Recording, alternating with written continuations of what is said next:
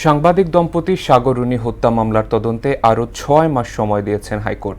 এ তথ্য জানিয়ে বাদীপক্ষের আইনজীবী শিশির মনির বলেন, ডিবিতে মামলার অনেক নথি গায়েব হয়ে গেছে, তবে রাষ্ট্রপক্ষ বলছে কোনো নথি হারিয়ে বা পুড়ে যায়নি। কাজী পাপ্পুর আরেকটি রিপোর্ট।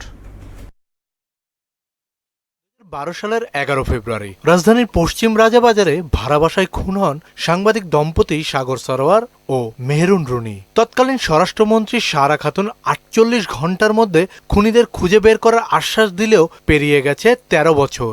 বিচার তো দূরের কথা, এত বছরেও তদন্ত প্রতিবেদনই তৈরি হয়নি। গেল বছরের ৫ আগস্ট রাজনৈতিক পট পরিবর্তনের পর সাগররুনি হত্যার তদন্ত শেষ করতে ফের হাইকোর্টের দ্বারস্থ হয় রাষ্ট্রপক্ষ। আইনজীবী শিশির মনির জানান, মামলাটির কিছু নথি হারিয়ে যাওয়ার খবর শোনা গেছে। পরে হাইকোর্ট তদন্ত শেষ করতে নতুন সময় নির্ধারণ করে দেন।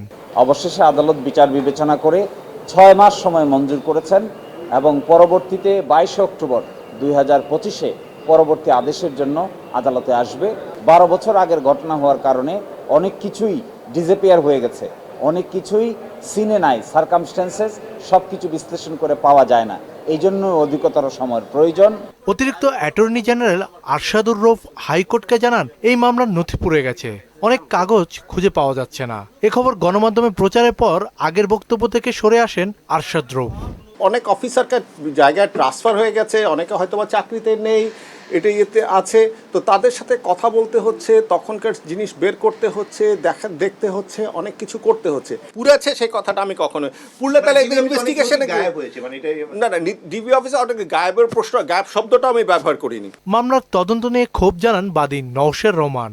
৬ মাস পর এসে যদি তদন্তকারী সংস্থা দাবি করে যে ডিবি অফিসে পুরা সব নথি পুড়ে গেছে, সেটা খুবই হতাশাজনক এবং পরবর্তীতে সেটা তারা আবার অস্বীকারও করে যে তারা এই ধরনের কোনো কথা বলেনি। এদিকে মামলার নথিপত্র ডিবি হেফাজতে পুড়ে যাওয়ার তথ্যটি সঠিক নয় বলে জানিয়েছে ডিএমপি ও পিবিআই।